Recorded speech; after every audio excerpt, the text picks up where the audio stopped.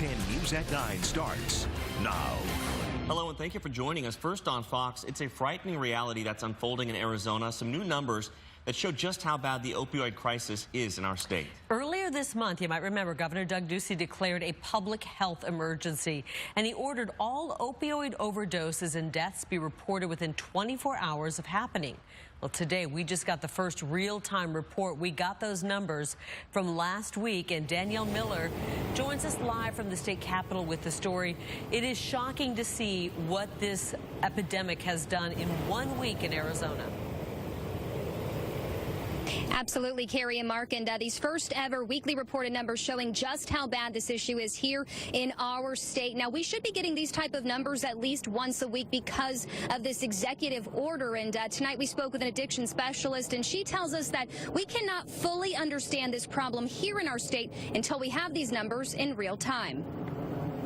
The first real-time report on opioid overdoses in Arizona coming out today, showing just how big the problem is.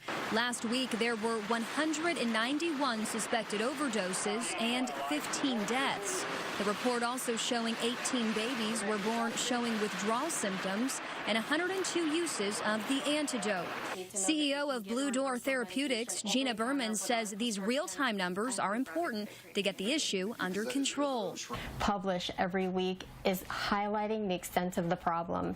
It's really showing and putting in everybody's consciousness, in the front of our consciousness, the volume of the problem and the gravity of the problem. When you see how many babies are born dependent, and when you see how many doses of Narcan are being given in the field, and then you can see how many people actually die, it's staggering, the numbers, and it's important for people to know how bad this has really gotten. Another solution to the problem, according to Berman, is letting people use medical marijuana to kick their opioid addiction.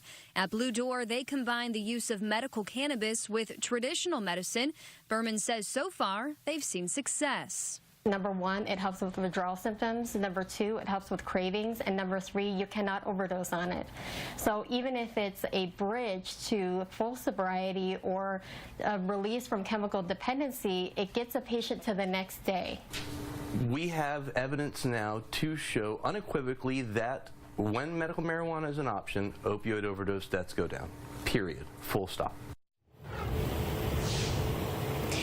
And Berman is also hoping that other states follow suit and they make this type of weekly reporting a mandatory thing, just like how it is right here in our state of Arizona. Now, she's also hoping that anybody out there with an opioid addiction knows about Narcan and that they can get it over the counter. She says if you do have an issue with it, you should always have it on hand. Reporting live, Danielle Miller, Fox 10 News.